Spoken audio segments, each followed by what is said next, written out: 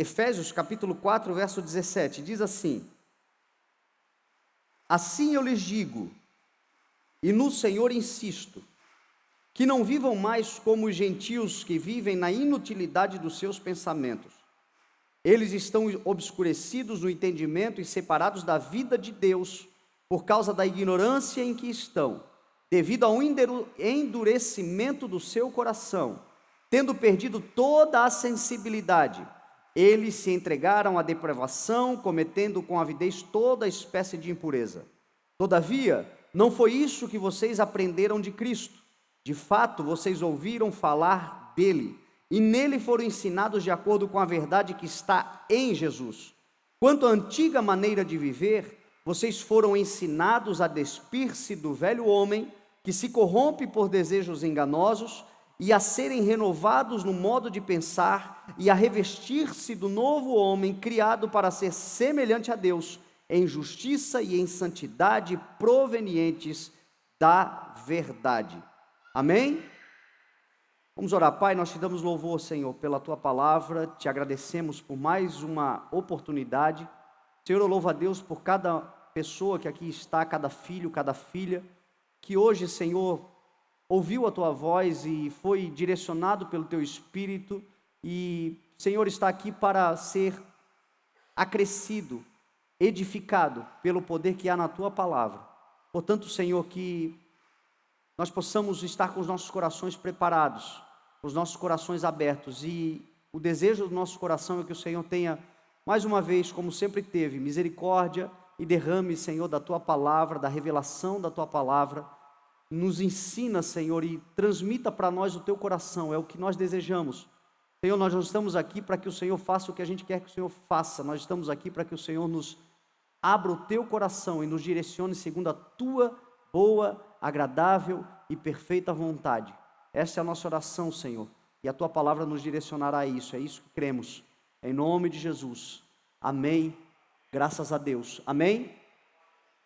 Então, para a gente concluir aqui, construir aqui, na verdade, a partir da conclusão da mensagem de ontem nós falamos sobre aquelas pessoas que foram chamadas para estar no reino de Deus após o endurecimento do coração do povo de Israel. Quem são essas pessoas? Somos nós. Estivemos agora em Israel, agora alguns dias atrás. Israel é um povo, Israel é uma nação que ela tem uma aliança com Deus. Quando a gente chega na nação de Israel, a gente vê o que é a bondade de Deus, o que é a graça do Senhor com um povo escolhido. Deus escolheu aquele povo para amar e realiza na vida daquele povo coisas extraordinárias. É o número 1 em ciência, é o número 1 em tecnologia, é um país extremamente abençoado, tudo que eles fazem dá certo, tudo que eles se propõem a fazer, eles estão muito à frente, são protegidos por Deus de uma maneira sobrenatural. É um país cercado, minúsculo, cercado de inimigos, e os inimigos todos os dias atacam Israel. Israel é bombardeado todos os dias lançam mísseis no território contra Israel, em direção ao território de Israel. Sabe quantos entram? Nenhum.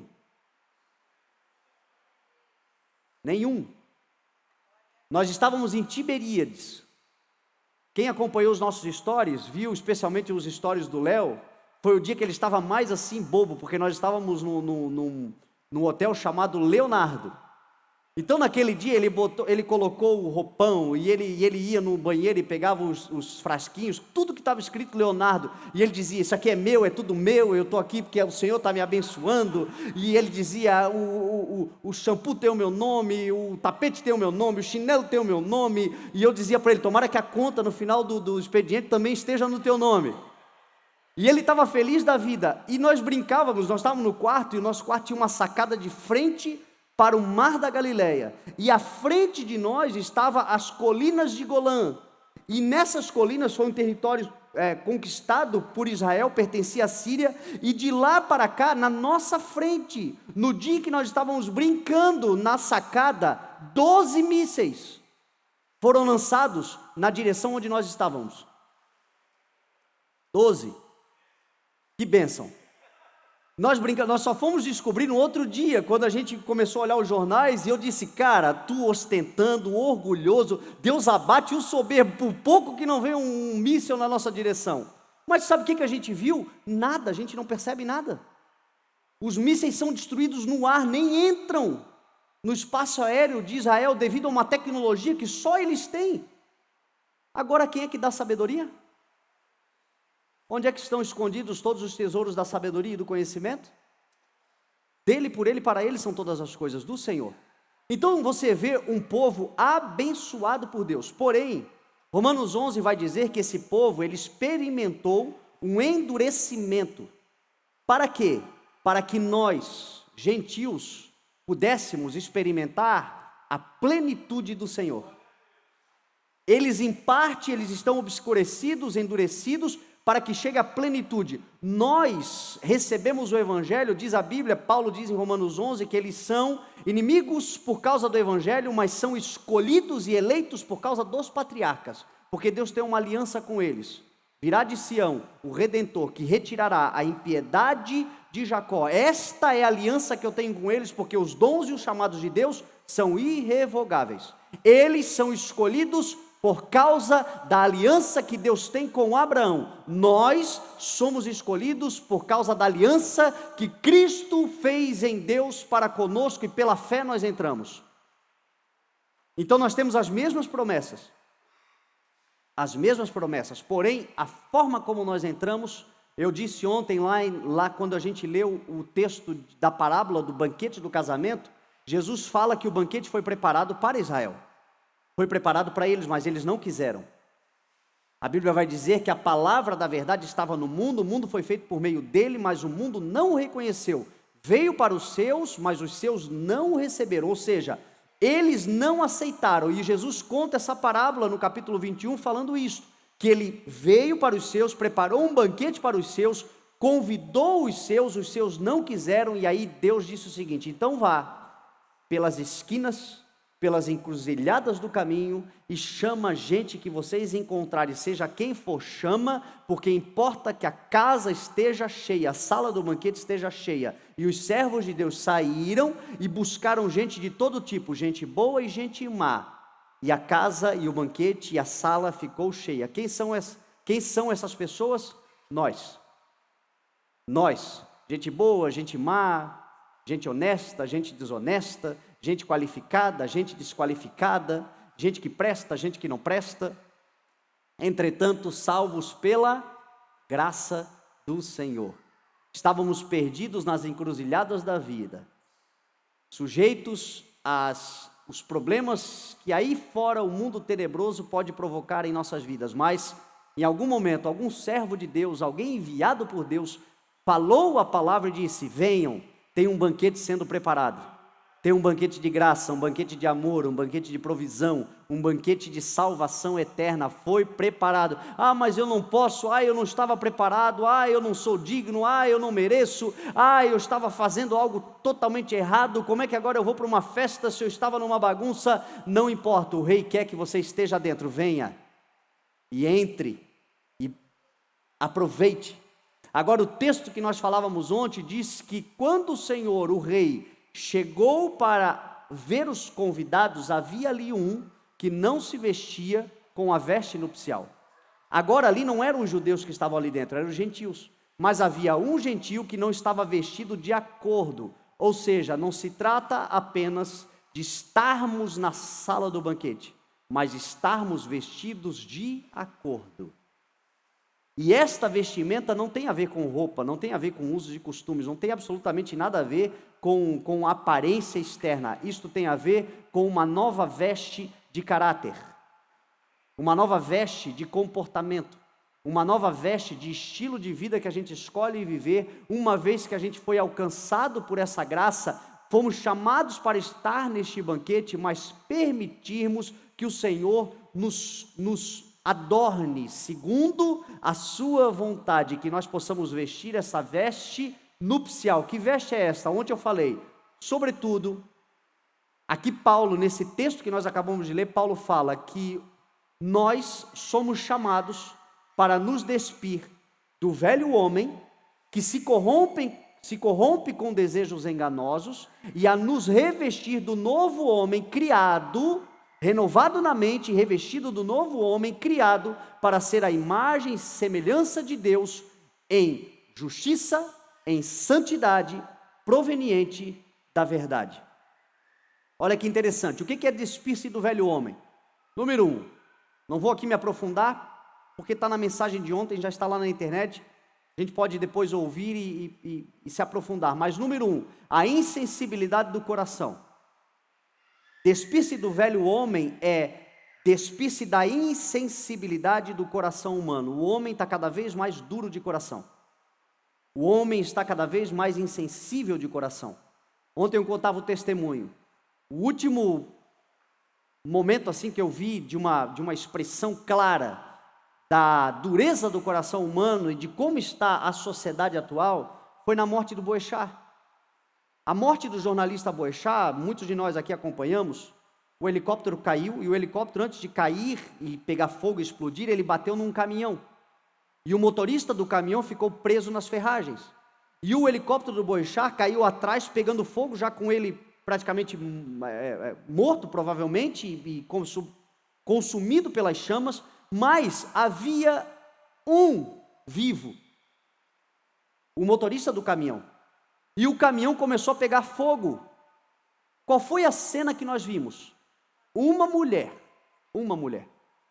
desesperada, tentando abrir a porta do caminhão, para tirar o motorista das ferragens do caminhão, e uns 20 marmanjos, fazendo vídeo, fazendo live, fazendo stories, fazendo vídeo, mostrando a desgraça alheia, enquanto a mulher, fazendo força, desesperada, tentando salvar um. O que é isto? Dureza de coração. O coração insensível do homem, que é capaz de passar por alguém hoje, morrendo, e ao invés de estender a mão e de tentar salvar, espera aí, deixa eu filmar, porque isso aqui vai dar dinheiro, morre. Dureza de coração, meu. Insensibilidade de coração. Quero declarar em nome de Jesus, sobre a nossa vida assim não será. Porque o Senhor tem procurado homens e mulheres com coração contrito e quebrantado. Homens e mulheres sensíveis à voz do Senhor, com um coração que se amolece diante do Senhor, e o Senhor pode entrar com a sua palavra, trabalhar no seu caráter e fazer grandes coisas. O Senhor tem procurado homens e mulheres com um coração sensível. Quando o Senhor fala conosco, Ele fala de um modo que só estando sensível, nós podemos identificar a voz do Senhor. Tem que ter sensibilidade, gente. Isso é despir-se do velho homem. Não permita que a dureza, que o teu coração seja petrificado. Não permita isso. E o mundo trabalha todos os dias para que isso aconteça. Pessoas te traem, pessoas fazem mal, pessoas te pagam o bem que você faz com o mal, pessoas não honram o que você faz, e o tempo todo o mundo trabalhando para tornar você tão gelado quanto ele é, tão frio quanto ele é. Não permita, porque enquanto o teu coração estiver sensível à voz do Espírito Santo, grandes coisas o Senhor pode fazer em você e através de você. Sensibilidade de coração. Uma outra coisa que Paulo fala aqui é nos despirmos do velho homem a partir da inutilidade dos pensamentos. Nos despirmos da inutilidade dos pensamentos. Ontem eu falei muito sobre isso. Nós somos a geração mais bombardeada de informações da história da humanidade. Nenhuma outra geração recebeu tanta informação quanto nós. Porém, a maior parte das informações que eu e você recebemos são informações inúteis. Coisa que não presta para nada. E o maior veículo hoje de informação chama-se rede social. É inegável. A rede social hoje é o que mais abastece. E a maior parte dela é de lixo intelectual. Só que informação vai gerar pensamento. Selecionar aquilo que a gente vê, procurar, buscar coisas que de fato edificam, porque fatalmente, se os nossos olhos forem maus, o nosso corpo será tenebroso. Os sentidos, a visão, o tato, a audição, o olfato, o paladar, os sentidos abastecem a nossa alma. E esses sentidos, principalmente a visão e a audição, vai abastecer aquilo que vai se tornar pensamento. E pensamento vai se tornar ação. E ação vai se tornar a realidade da vida de cada um de nós. Nós somos ou seremos exatamente aquilo que nós pensamos ao nosso respeito.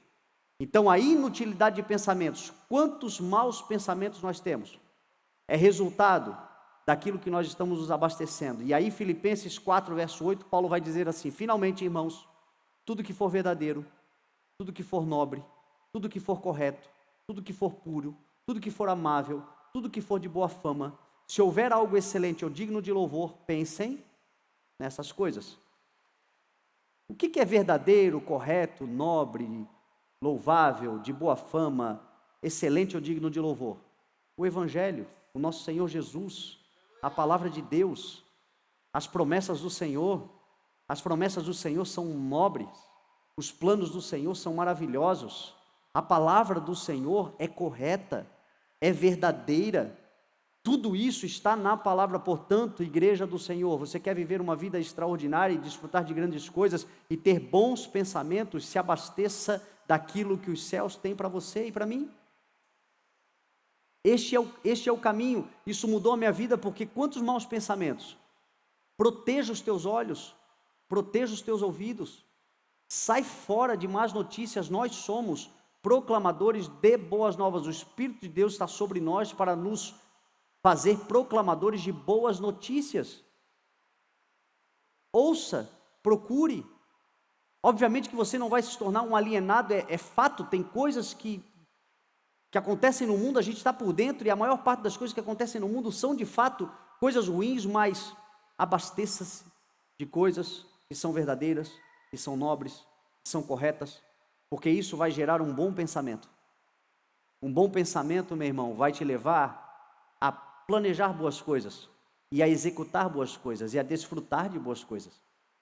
Então é isso que Paulo está falando, despir-se do velho homem, e ele vai falando de muitas coisas, e a se revestir do novo homem, que é feito à imagem e semelhança de Deus, em justiça, santidade, provenientes da verdade. Ontem eu falava, justiça tem a ver com aceitação, santidade tem a ver com temor, com reverência, com separação do mundo. Agora o homem não é capaz de se auto-justificar, e nem é capaz de se auto-santificar. A Bíblia diz que nós somos justificados pelo Senhor e santificados pelo Senhor. Então por que a palavra está dizendo que nós devemos ser semelhantes em justiça e em santidade? Como é que nós conseguimos? Se nós não podemos sozinhos, como é que isso acontecerá conosco? Sustentando a nossa vida na verdade.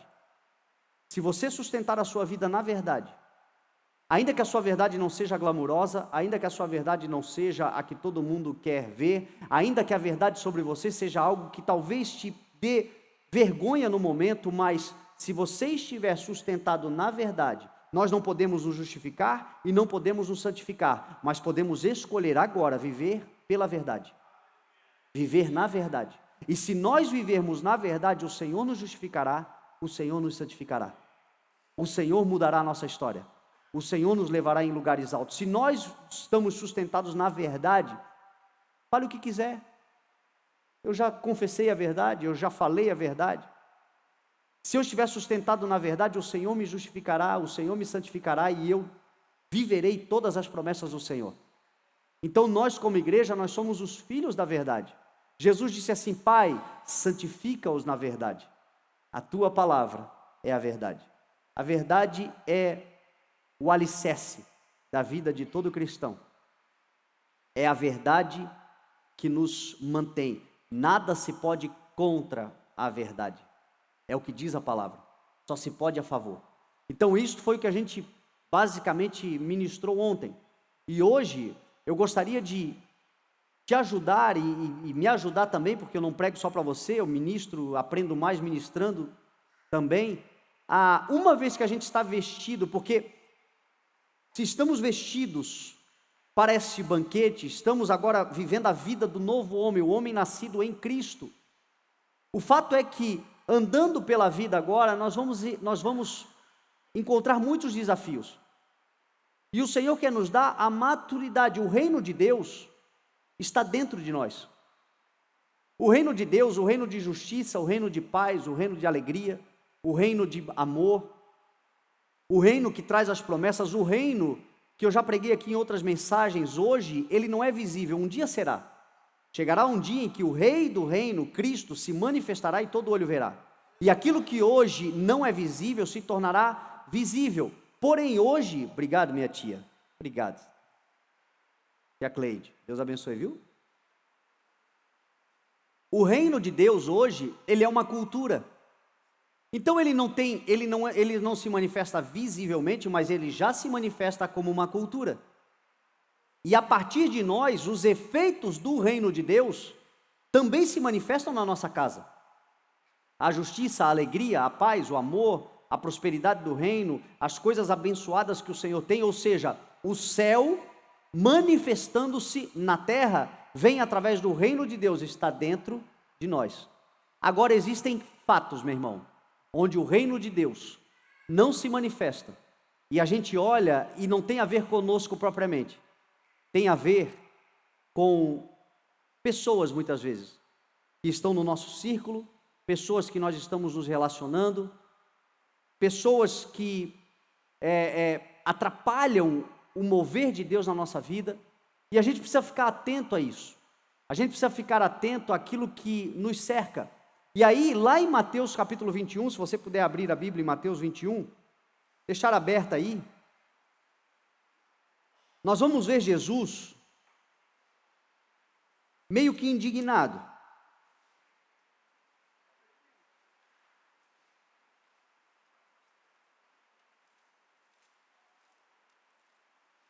Mateus 21, a partir do verso 12. Nós vamos ver Jesus meio indignado. A Bíblia diz que Jesus ele entra, no capítulo 21 de Mateus, a entrada triunfal, ele entra na cidade de Jerusalém, as multidões o recebem com glória, com honra, dizem Hosana, bendito é o que vem em nome do Senhor. Há um escândalo ali, porque Jesus se apresenta publicamente como Messias, é reconhecido como Messias, e isto deixa os religiosos completamente indignados. E os religiosos, nesse texto de capítulo 21, representam exatamente aquilo que é prejudicial, seja através de pessoas, seja através de comportamentos nossos, porque às vezes também não tem a ver com outros, tem a ver com atitudes nossas que também atrapalham o reino de Deus, pensamentos equivocados e comportamentos que atrapalham a manifestação do reino de Deus em nós e, consequentemente, põe em risco a nossa permanência no reino, a nossa entrada no reino. Então a Bíblia vai dizer o seguinte, que Jesus, depois da entrada triunfal, ele vai embora e no dia seguinte ele volta. E ele entra no templo, chutando as cabanas, derrubando as barracas, fazendo chicotes e expulsando as pessoas que comercializavam a fé. Hoje, meu irmão, este provavelmente deve ser o maior e pior malefício que nós vemos em relação à propagação do Evangelho. As pessoas que comercializam a fé, as pessoas que têm usado da fé como um instrumento para benefício próprio. E a gente tem visto isso mudar o método, mas a essência não muda. Há algum tempo atrás, a maior parte da comercialização da fé vinha por vendas.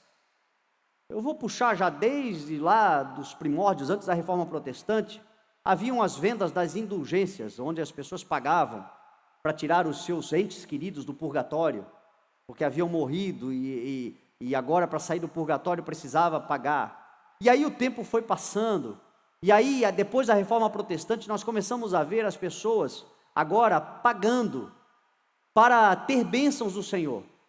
É a rosa ungida, é o sal abençoado, é a fronha que a pessoa dorme e aí o espírito mal vai embora, e tudo isso tem um preço. Nada disso é dado. Se tivesse poder do Espírito, a palavra do Senhor diz assim, ó, de graça recebeis, de graça dai. É vendido. E vendendo, o benefício é financeiro, tão somente vira um comércio. E qual é a onda do momento? Eu tenho denunciado muito isso. E tem me incomodado muito isso. E a onda do momento agora, mudou-se o método, mas tornou-se as conferências que a igreja faz com bilheteria. Conferências, eventos, entretenimentos, onde é cobrado a entrada, completamente contra o propósito de Deus. Jesus Cristo virá mais uma vez e enfiará mais uma vez o pé nessa porta e vai derrubar essas cabanas mais uma vez, porque isso é completamente contra o propósito que Deus tem. Por quê? Porque quando eu coloco um preço, meu irmão, eu tiro o elemento principal do Evangelho, que é uma porta aberta para todo aquele que quiser entrar, tendo ou não tendo. É contra o princípio que Deus estabeleceu quando Ele colocou o Evangelho para nós, que é o princípio no que diz respeito à contribuição, voluntariedade. Fazer aquilo que determina no seu coração. Fazer aquilo que a sua consciência, em podendo fazer, faz. Quando eu estabeleço um valor, eu estou estabelecendo também um público. Eu estou estabelecendo também um padrão social que eu quero que seja estabelecido. E eu estou quebrando um princípio. Eu já falei isso e repito, eu fico pensando se nas conferências que Jesus Cristo fazia, se elas fossem cobradas, como é que a mulher do fluxo de sangue seria curada? Se a Bíblia diz que ela já havia gasto tudo que ela tinha, ela não tinha R$1 para gastar. A última esperança dela era tão somente tocar na orla do mestre. Ela não entraria na conferência porque teria uma bilheteria, teria um segurança, ela não poderia entrar, consequentemente ela não seria curada. Quando eu estabeleço uma cobrança, como é que a mulher, a viúva pobre, que deu 2 pequenas moedas, que Jesus estava numa sinagoga que diz a Bíblia que havia muitos ricos, e os ricos davam grandes ofertas, mas davam porque queriam dar, e Jesus ainda disse que as grandes ofertas que eles davam era resto daquilo que eles tinham, porque não era algo condizente com aquilo que eles tinham. Quando Deus estabelece a oferta, Deus estabelece para que a gente faça algo condizente com a nossa renda. Os ricos estavam dando muito, mas o muito deles era resto para eles. Agora entra uma viúva pobre com apenas 2 moedinhas de cobre, era praticamente nada, e Jesus disse, ela deu a maior oferta.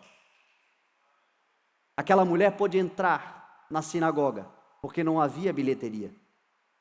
Meu irmão, muitos estão fazendo isto para um propósito de construção da visão, de criação. Nem todos estão mal intencionados, porém estão abrindo legalidade para que o mal entre. Porque Deus, Ele se sustenta na palavra e Ele faz cumprir a palavra. E Ele tem compromisso com a palavra dEle. E a palavra do Senhor nos ensina, recebeu de graça, ofereça de graça. E a própria palavra que diz, para aqueles que ministram o Evangelho, a terem esta responsabilidade, também ensina a igreja, tem sido abençoado, contribua, ajude, mas faça aquilo que você pode fazer com o teu coração alegre, porque Deus ama quem dá com alegria. Quando eu estabeleço um preço, eu estou estabelecendo um padrão social.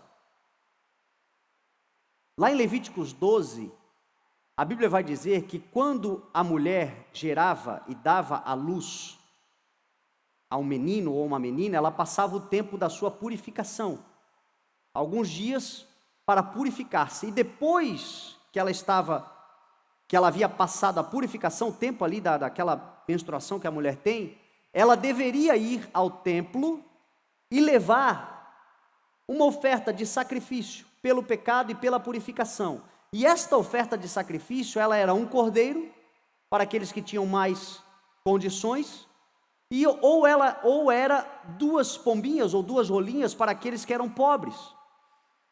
Assim era a oferta. Ou seja, para o mesmo tipo de sacrifício, Deus estabelecia ofertas diferentes para que o pobre pudesse participar, o rico pudesse participar. E vai dizer, Lucas capítulo 2, que Jesus Cristo, quando passou o tempo da purificação, Maria foi apresentar Jesus ao templo e ofereceu o sacrifício. Qual foi o sacrifício que Maria ofereceu? 2 pombinhas e 2 rolinhas. Sabe isso? Sabe o que isso significa? Que Jesus, numa condição material, que Jesus tinha prosperidade. Prosperidade não está ligada à condição financeira. Prosperidade é você fazer tudo que o Senhor te mandou fazer. Porém, Jesus, numa condição material, a família de Jesus, José e Maria, eles não eram abastados, eles eram pobres. Eles deram duas pombinhas como oferta pela purificação de Maria. Meu irmão, deixa eu dizer uma coisa para você. Certas conferências que hoje as igrejas estão promovendo, se Jesus nascesse hoje e precisasse entrar no templo para ser apresentado, ele não poderia entrar porque não teria condições de pagar. A gente tem que tomar muito cuidado com isso. Eu começo falando isso porque a gente está aqui num culto onde a nossa oração é para que o culto de segunda-feira Deus levante ministros do Evangelho. Homens e mulheres que pregarão o Evangelho. Deixa eu dizer uma coisa para você. Não precisa dar uma ajudinha para Deus. O Senhor nos sustentará. Eu creio absolutamente. Meu irmão, Deus nos deu uma visão de igreja que vai demandar de muitos recursos. Mas enquanto eu for pastor dessa igreja, nós não faremos nada para levantar esses recursos de forma contrária àquilo que diz a palavra do Senhor. A palavra do Senhor diz que cada um vai fazer conforme determinou no seu coração. Eu creio absolutamente que Deus falará com cada um entre nós, e aquele que ouvir a voz do Senhor contribuirá de acordo com aquilo que pode contribuir, e nós não precisaremos fazer nada para dar uma força para o Senhor. O Senhor nos ajudará. Eu creio, deixa eu contar um testemunho para você. Há 20 anos atrás, quando foi construída a igreja, a sede onde o pai ministrava, eles construíram a igreja e estava faltando fazer o piso da igreja. E o piso da igreja naquela época, se a gente quiser botar piso aqui na igreja, vai gastar talvez uns 30 mil reais. Aquela igreja era muito maior. Naquela época o valor, há 25 anos atrás, o valor era 4 mil reais para colocar o piso na igreja toda. E a igreja estava avançando, estava crescendo e estava acontecendo e tal. Um dia, um homem estava passando na BR-101, indo de Joinville para Florianópolis. Esse homem não era membro da igreja, esse homem não conhecia o CI, e este homem ouviu a voz do Espírito: entra em Itajaí e vai no lugar onde eu vou te mostrar, e você vai fazer uma oferta, e essa oferta é para comprar o piso da igreja. Esse homem entrou na igreja e fez um cheque de 4 mil reais, e a igreja foi colocado todo o piso da igreja. Eu creio nessas coisas. Eu creio que Deus tocará no coração de cada um, e eu creio que as coisas vão acontecer na expressão de voluntariedade. Eu tenho orado muito para que o Senhor abençoe as pessoas da igreja, e que as pessoas tenham um coração generoso, e o generoso vai prosperar, e a obra vai prosperar, e nós vamos contar testemunhos assim, de coisa doida. Nós não vamos precisar inventar nada. Agora, sobretudo, guarda no teu coração. Sabe por que eu estou contando isso? Porque às vezes me entristece ver a igreja participar disso, financiar esse tipo de coisa. Às vezes, como igreja, nós estamos financiando. Porque o cantor famoso, porque o pastor que eu quero ouvir, você vai lá e paga, e você está financiando uma coisa que Jesus quer derrubar. Nós estamos financiando uma coisa que o Senhor não está aprovando. Deixa eu falar para você para não falar só da gente, falar de ministérios que estão fazendo, e as coisas estão acontecendo e estão cuidando desse princípio. O Mevan. O Ministério Mevan vai fazer agora uma conferência na marejada. Você faz ideia de quanto custa uma marejada? Você faz ideia de quanto custa toda a estrutura de tudo que eles vão estabelecer lá? Você faz ideia? Custa milhares e milhares e milhares de reais. Aí eu vi uma postagem do Luiz Hermínio: pode vir, a entrada é franca e não precisa fazer inscrição. Vão ter que pagar o negócio. Deus vai levantar pessoas para pagar. Eu creio que o Senhor nos dará tudo aquilo que a gente necessitará, sem que a gente precise se corromper. É isso que eu creio absolutamente, que assim seja, que a gente guarde o nosso coração, porque hoje a gente está vendo um negócio que está crescendo, se proliferando, está dando certo, mas não está certo. Dar certo não é o mesmo que está certo. E você, meu irmão, põe à prova o que eu estou te falando. Põe à prova, e se o Espírito Santo te convencer, não participe desse tipo de coisa. Não seja um promotor das coisas que o Senhor não quer, porque o Senhor está promovendo uma renovação, uma volta à origem, um avivamento na sua igreja. E meu irmão, na igreja primitiva, todos tinham acesso, a igreja não faltava nada, não havia necessitados entre eles, entrava gente rica, mas também entrava aleijados e pobres e pessoas que não tinham condições nenhuma, porque a igreja estava aberta para todos. Que a gente volte para esse avivamento, para esse alinhamento, para essa origem, porque é o que o Senhor nos chamou. E Jesus estava indignado com isso. E eu creio que o Espírito de Deus hoje em dia está indignado com isso também. Os vendilhões, os comerciantes do templo, as pessoas que estão fazendo da fé um comércio. Eles vão mudando as estratégias, vão mudando os métodos, mas é sempre a mesma coisa. Jesus vem aí. Jesus vem aí. A segunda indignação de Jesus, a gente vai ver que é na figueira seca. Então por que eu estou falando isso? Para a gente não se associar, para a gente não fazer parte. Quando o Senhor me chamou para o ministério, todo ano a gente faz uma conferência na igreja, que é a conferência do aniversário da igreja. E, obviamente, é uma conferência aberta, gratuita, enfim, o culto é a oferta do culto, enfim, como o princípio da palavra ensina. Mas eu tenho um voto com Deus. Qual é o voto que eu tenho com Deus? Antes de nós sermos igreja e fazermos tudo, não trazer pessoas que a gente não tem um relacionamento, e não trazer pessoas que cobram para vir na igreja. Pessoas que estabelecem valor. Porque se eu não concordo, como é que eu vou sustentar esse tipo de coisa? E eu vou dizer para você, cada ano que passa, é mais difícil você trazer alguém. Porque tudo é um comércio, está estabelecido um comércio, é terrível. Por isso que a gente traz pouca gente, porque pouca gente ainda hoje vive nessa dependência do Espírito Santo. Agora, uma coisa eu também entendo, nós não trazemos ninguém que cobra, mas não deixamos ninguém sair daqui sem ser honrado, e ser dignamente honrado. A igreja, quando traz, banca todas as despesas e dá uma oferta digna, para alguém que saiu da sua terra, saiu da sua casa, tem filhos para sustentar, é alguém que tem sonhos para realizar, e o próprio Jesus que diz assim para o ministro, recebeu de graça, dá de graça, diz assim para a igreja, honre, porque aquele que der, ainda que seja um copo de água, aqueles que são meus, certamente não ficará sem a sua recompensa. Então, muitas vezes, o que alimenta esta propagação do evangelho corrompido, é a miserabilidade da igreja, que também não abençoa. Então a gente traz, só que cada vez mais é difícil trazer. Nós vamos agora fazer a festa em abril, estamos procurando nomes, estamos vendo pessoas, as pessoas que vêm para cá, que não estabelecem, que não colocam preço, são surpreendidas, porque a gente faz questão de abençoar exatamente para quebrar esse espírito, para que essa pessoa não seja tentada a se corromper lá na frente. A gente precisa dar uma resposta como igreja.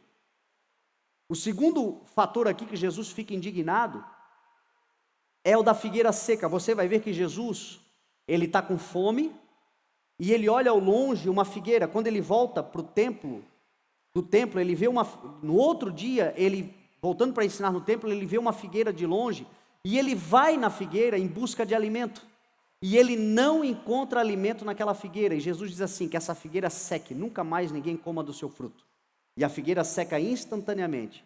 O que essa figueira representa? Essa figueira representa pessoas que parece que você pode contar, mas você não pode contar. Essa figueira representa pessoas que você olha de longe, elas dão um discurso, elas fazem um trato com você, elas dizem para você que vão vir, mas não vêm. Elas dizem para você que você pode contar com elas, mas chega na hora H você não pode contar. Elas dizem para você que estão do teu lado, e aí você pega e compartilha sonhos com ela, e você transfere coisas que são valiosas para elas, mas na hora em que você precisa contar com elas, você não pode contar. Provérbios 29, verso 5, vai dizer assim: como dente estragado, ou pé deslocado, Provérbios 29, 19, se não me engano.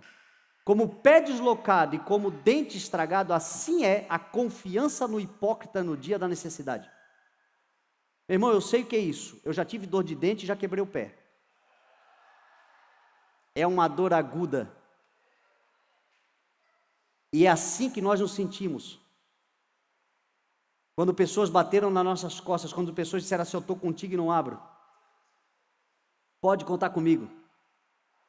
E na hora da necessidade, da dificuldade, você não quis extrair nada dela, só precisava de uma ajuda, só precisava de um ombro amigo, só precisava de alguém que te acolhesse, só isso. E não havia. O interessante é que esse texto aqui não tem uma instrução clara para quem precisa de ajuda e não recebe. A instrução que fica aqui subentendida é que nós devemos sempre confiar e investir em pessoas. Porque o fato é que a figueira parecia que tinha frutos e Jesus foi nela. E Jesus foi enganado pela figueira. Se Jesus foi enganado, quanto mais nós. Se Jesus foi iludido, quanto mais nós. Agora eu tenho certeza que Jesus saiu daquela figueira e deve ter procurado outra, foi na próxima. Então, se você foi um dia abandonado, se um dia você dependeu de um hipócrita e foi como quebrar um pé ou uma dor de dente, parta para o próximo, mas não deixe de ser alguém que invista em pessoas e que acredita em pessoas e que vai em busca da próxima aliança. O principal recado que o texto aqui dá é para aqueles que se fazem assim. Jesus está dizendo o seguinte: quando a gente dá a palavra e não cumpre, quando a gente se compromete e não vai até o fim, quando a gente começa e não termina, o resultado da nossa vida será sequidão. Daqui a pouco nós estamos ressecados. Sequidão porque as pessoas, elas contam conosco, elas vêm até nós, e essas pessoas, aquelas que têm o Espírito Santo, elas vão orar, elas vão falar com Deus: ô Senhor, fulano lá, meu Deus, ele falou que ia, mas não veio. E aí começa a chegar a oração lá nos céus. Estão falando de novo do fulano. E é recorrente.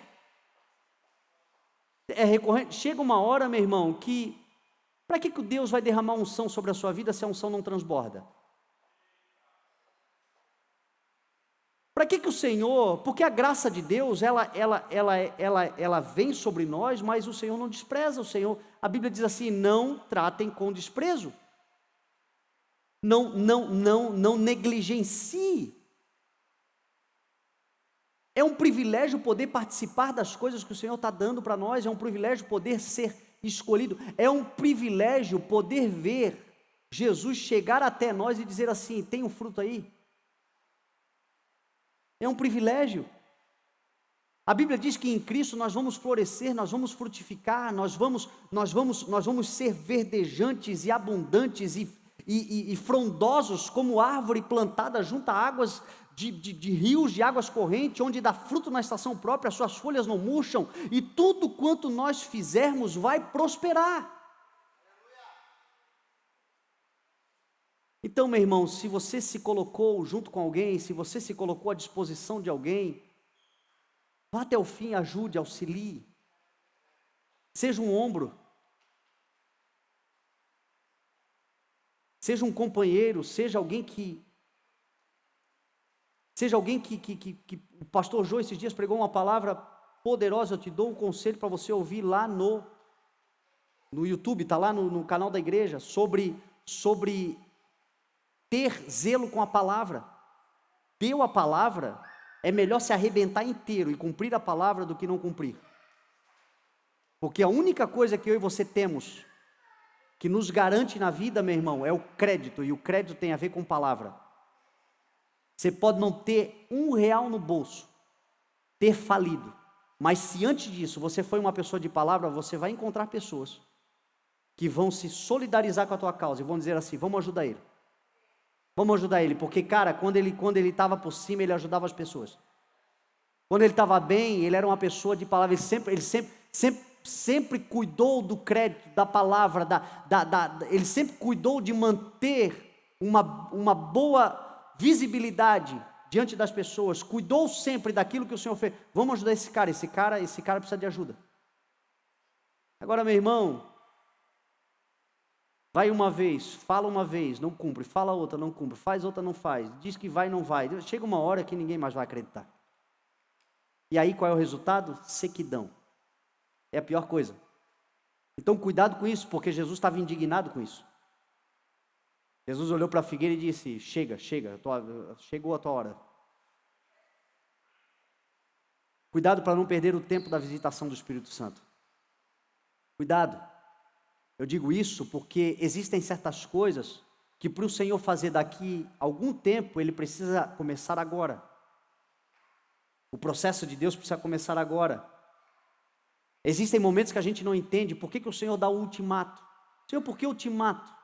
Pastor Fabiano que diz, quando o Senhor chamou ele para ele se alinhar com Deus, o Senhor disse para ele assim: é a tua última chance. E ele confrontou o Senhor, ele disse: Senhor, até o gato tem 7 vidas, por que eu não tenho? Por que eu não tenho mais uma chance? E o Senhor disse para ele o seguinte: porque o que eu preciso fazer na tua vida vai levar um tempo, precisa começar agora o processo. Ele não entendia. Hoje, 15 anos depois, ele entende plenamente tantas coisas que o Senhor fez, porque Deus é Deus processual. Então, se você está vivendo um tempo da visitação do Espírito de Deus, responda isso. Dá frutos. Jesus disse assim: aquele que está em mim e não dá fruto, Pai corta. Mas aquele que está em mim e dá fruto, o Pai poda, para que dê mais fruto ainda.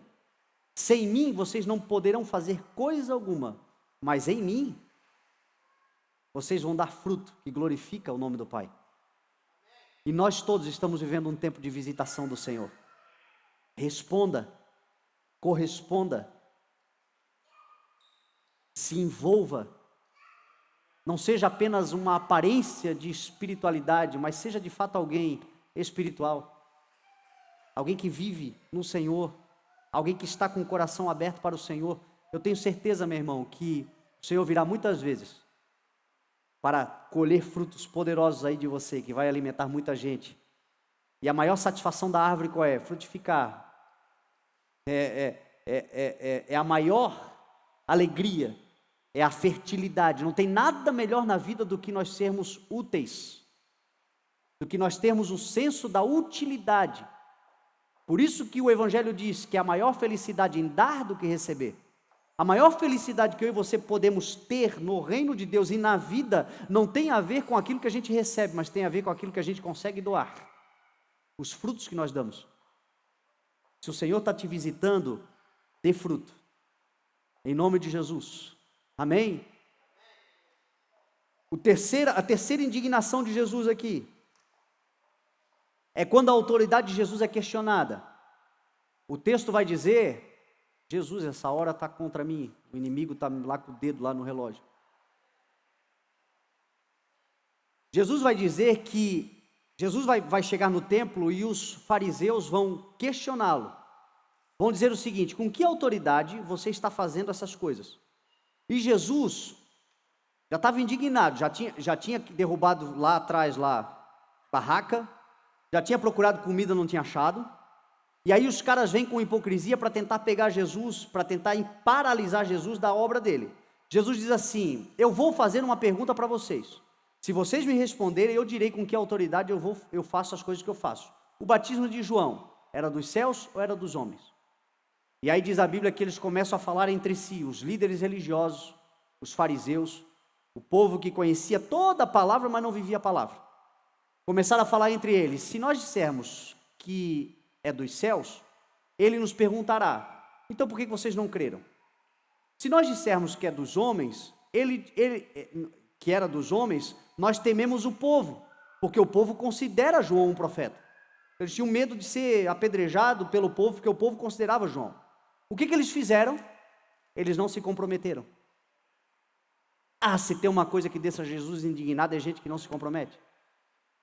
É gente ensaboada. Se tem uma coisa que prejudica a manifestação do reino de Deus na sua vida, é a falta de compromisso, de comprometimento. A Bíblia diz: busquem, pois, em primeiro lugar o reino de Deus. O Senhor, Ele não está ligado na tua performance, porque Ele sabe que nós somos fracos, Ele sabe que nós somos falhos, Ele sabe que nós somos pecadores, Ele sabe que nós somos limitados. O que o Senhor quer é alguém íntegro. E integridade não tem a ver com qualidade, integridade tem a ver com totalidade. Íntegro é a qualidade daquele que se entrega inteiramente. Não tem a ver com qualidade. Você pode ser todo atravessado, mas se você for íntegro, você pode ter um monte de limitações, mas se você se dedicar e se entregar inteiramente, irmão, Deus pode te fazer, Deus pega o que é louco e torna em sábio. Deus pega o que não é e torna em alguma coisa. E aí você vê Deus usando gente que tinha tudo para dar errado, só que são íntegros. Tinha tudo para dar errado, mas diz o seguinte: Senhor, eu sou todo atravessado, mas eis-me aqui. Eu me comprometo, eu me envolvo, eu me exponho. Você sabe qual é uma grande característica de religiosidade em nós? E de religiosos à nossa volta? Religioso adora impor, mas não gosta de se expor. Ele impõe, mas ele não se expõe.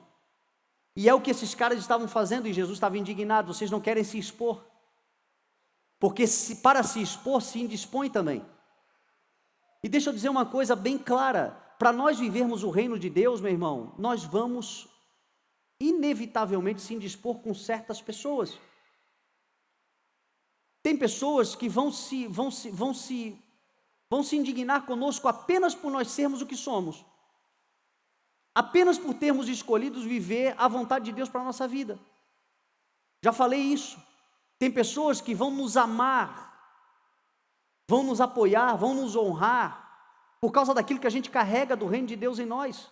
Mas tem gente que vai nos odiar pelo mesmo motivo. A razão é a mesma. Então o Senhor está dizendo aqui o seguinte: por que vocês não querem se expor? Por que vocês não querem? Por que vocês querem ficar em cima do muro? Vocês querem ficar em cima do muro? Então não tem revelação para vocês.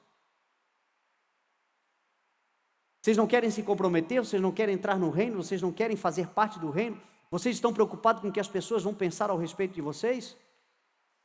Então não tem revelação. Meu irmão, é um privilégio poder estar fazendo parte do reino de Deus, apesar de que pessoas não vão entender. Apesar de que pessoas talvez vão nos perseguir, talvez pessoas estejam rindo da tua cara, porque hoje, o que está indo lá na igreja evangélica?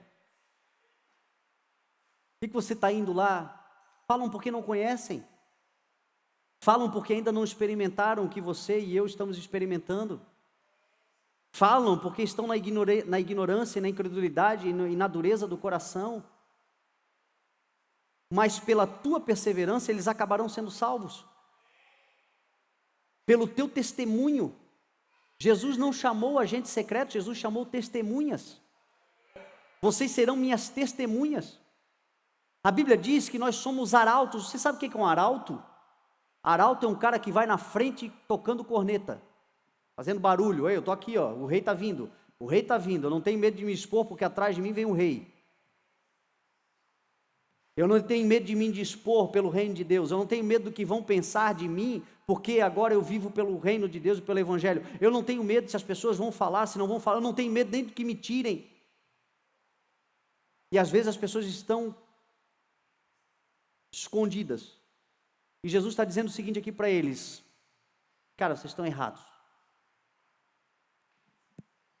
Brilhe a vossa luz diante dos homens, para que todos vejam as vossas boas obras e glorifiquem o Pai que está nos céus.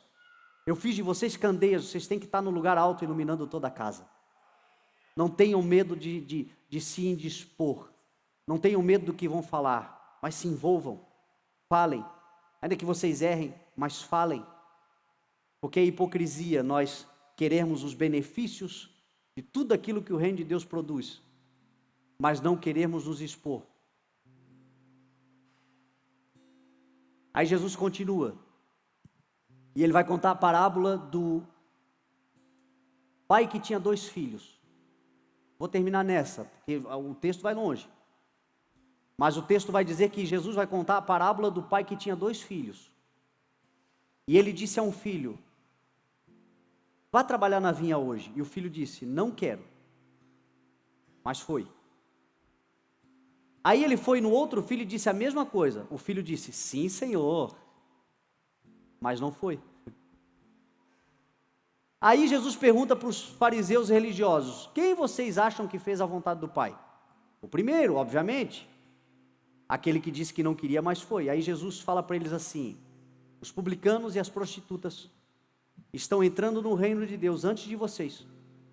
Porque João lhes apresentou a vocês, líderes, o caminho da justiça, mas vocês não creram. Os publicanos e as prostitutas creram. E mesmo depois de ver isto, vocês não se arrependem. Você percebe que todas as parábolas têm o mesmo objetivo? Você já reparou que Jesus fala muitas vezes conosco, de muitas maneiras, com um único objetivo? Para ver se a gente cai a ficha, para ver se a gente entende, para ver se a gente capta a mensagem, ó amado mestre. Jesus fala através de um servo, fala através de um pai, fala através de uma mãe, fala através de uma situação, fala através da natureza. Deus fala de muitas formas, mas Ele tem uma única mensagem. Qual é a mensagem? Arrependam-se, porque é chegado a vocês o reino de Deus. Mudem a mentalidade, pula para dentro, se comprometam, se relacionem, abra o coração. Eu louvo a Deus porque talvez essa mensagem aqui seja mais para gente que não está aqui do que para gente que está aqui. Porque para estar aqui na segunda-feira tem que estar com sede, tem que estar com fome, tem que estar querendo se envolver. Talvez para nós aqui essa mensagem seja muito mais uma mensagem de preservação da essência. Você já é envolvido, você já é comprometido, você já está dedicada. E você está querendo mais já do Senhor. Mas cuidado, porque no meio do caminho você vai encontrar gente que vai dizer para você: quer saber de uma coisa? Eu tô chateado com a igreja. Eu não quero mais saber. E aí você senta para ouvir amargurado. E aí daqui a pouco você acha que vai ajudar. Quem está amargurado é você. E aí você vai encontrar no meio do caminho, você está dedicado, e você vai encontrar pessoas que caluniam, que zombam, que escarnecem. E aí você acha que isso não tem efeito nenhum sobre a sua vida. Mas se você permanecer, daqui a pouco você está contaminado. A Bíblia diz que feliz é o homem que não se assenta na roda dos zombadores, não imita a conduta dos pecadores, aqueles que escarnecem, mas a sua satisfação está na lei do Senhor, e nela medita de dia e de noite. Este é como árvore plantada. Pastor, a gente tem que ir ao mundo e pregar o Evangelho? Sim, a gente vai ao mundo e prega o Evangelho a todas as pessoas, mas a Bíblia diz que aquele que crer será salvo. Aquele que não crê, problema dele, ele que siga a vida dele. Nós vamos continuar pregando para outros até que outros creiam. O problema é que muitas vezes a gente quer ser melhor do que Deus e quer ficar tentando convencer gente que não crê, e mais do que não crê, fica contaminando o teu coração, botando em dúvida naquilo que você já creu. O semeador sai a semear, ele sai lançando sementes. Pode ter certeza que a palavra, quem convence é o Espírito Santo de Deus. Você lança a semente, você não para de pregar, você prega o Evangelho, você lança a semente, mas quem vai fazer germinar a semente é o Espírito de Deus. Cuidado para no meio do processo você não se contaminar. Jesus andava com pecadores, andava assim ou não? Mas Jesus pecava? Jesus se relacionava com todo mundo, mas quem influenciava quem? Jesus influenciava e não era influenciável. E quando Jesus ensinou a ir pregar o Evangelho, o que Jesus falou com relação àqueles que vão pregar o Evangelho? Vão por todo mundo e preguem o Evangelho. Quando ele enviou os 12 e os 72, ele diz assim: entrem nas casas, preguem, entrem nas cidades, falem. Agora, se a cidade não quiser receber vocês, sacuda a poeira do pé contra aquela cidade e vá para a próxima. Não para de pregar, mas não fica em lugares aonde você é escarnecido, aonde a tua fé é zombada, onde as pessoas debocham daquilo que o Senhor está fazendo, porque esse tipo de coisa vai acabar contaminando você. E muitas vezes as coisas não acontecem. Para encerrar, deixa eu abrir lá Isaías 58, que era o texto que me veio no início. Abre lá, Isaías 58.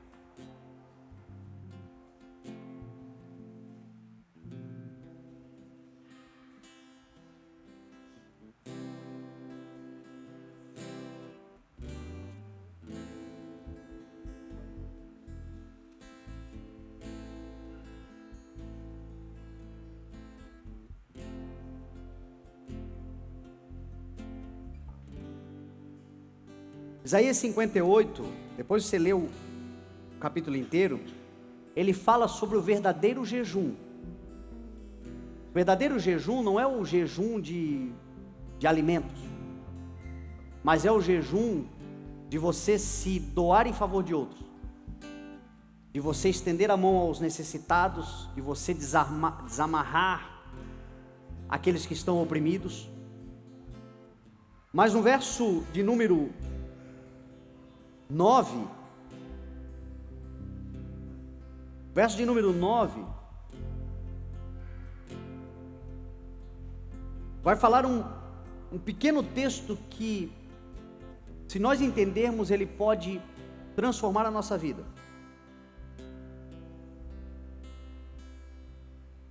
Verso 9 diz assim: se você eliminar do seu meio o jugo opressor, o dedo acusador e a falsidade do falar, se com renúncia própria você beneficiar os famintos e satisfazer os anseios dos aflitos, então a luz despontará nas trevas e a sua noite será como o meio-dia. O Senhor o guiará constantemente e satisfará os desejos do seu coração numa terra ressequida pelo sol e fortalecerá os seus ossos. Você será como um jardim bem regado, como uma fonte cujas águas nunca faltam. O seu povo reconstruirá velhas ruínas e restaurará os alicerces antigos. Você será chamado reparador de muros, restaurador de ruas e moradias. E vai continuando a promessa. Se você eliminar do seu meio o jugo opressor, o dedo acusador e a falsidade do falar. Jugo opressor, dedo acusador e falsidade no falar. Toma muito cuidado com esse tipo de coisa, principalmente porque esse tipo de coisa, infelizmente, muitas vezes, na maioria, quase sempre, Jesus amado, tenha misericórdia de nós, está dentro da igreja. É dentro da igreja muitas vezes que a gente encontra o jugo opressor, o dedo acusador e a falsidade no falar. Que nós não sejamos essas pessoas. Que nós sejamos uma liderança, e eu te chamo de líder.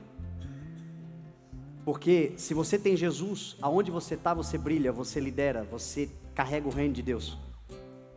Que nós não sejamos o jugo opressor. O povo que, ao invés de trazer uma palavra que liberta o oprimido, coloca mais peso ainda de legalismo, de religiosidade. Que nós não sejamos o dedo acusador, porque acusador, a palavra diabo significa exatamente isso, acusador. Quando eu sou o acusador, eu sou o diabo.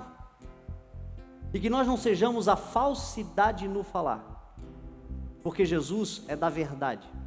Ontem eu falei sobre o que é mentira. Mentira é a falsidade consciente e intencional. A mentira é sempre a falsificação da verdade. Isso é mentira. Então nós, o povo de Deus, nós não somos o povo do jugo opressor, do dedo acusador, nem da falsidade no falar. Se nós eliminarmos do nosso meio, e quando eu falo do meio, às vezes está no meio do nosso coração, às vezes não é alguém, às vezes é conosco, o jugo opressor, o dedo acusador e a falsidade no falar. Se nós eliminarmos de nós,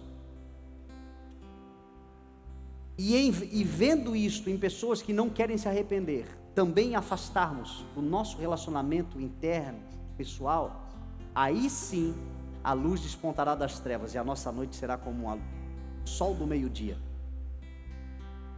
O Senhor satisfará os desejos do nosso coração.